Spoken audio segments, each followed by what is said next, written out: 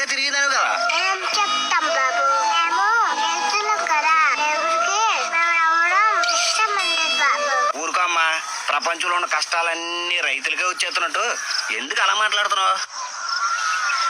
బాబు నీకు ఒక చిన్న స్టోరీ చెప్తాను, ఇంకవా? నువ్వు ఒక మనిషి దగ్గర పని చూడలేదు. అతను చెప్పాడు, నీకు 6 నెలల వాళ్ళకు జీతం ఎవరు కానీ ప్రతిరోజు నువ్వు వచ్చి హెల్ప్ చేయాలి. 6 నెలల తర్వాత ఒక్కసారి 6 నెలల జీతం ఇస్తాను అని చెప్పాడు. అప్పుడు నువ్వు ఎలా బతుకుతావు? అంతేనా?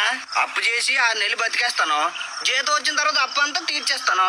అవునా? రేపుతో 6 నెలలు పూర్తి అయిపోతే అనగా ఈ రోజు రాత్రి అర్థం చనిపోతే ఇక్కడ కనిపిస్తుంది. అయ్యి బాబోయ్, ప్రాణం పోయేంత పని అయిపోదు. నా ప్రాణాలు పోయాయి బాబు. ఇదే కదా నీ కథ, ముగింపు లేనిదై సదా సాగదా.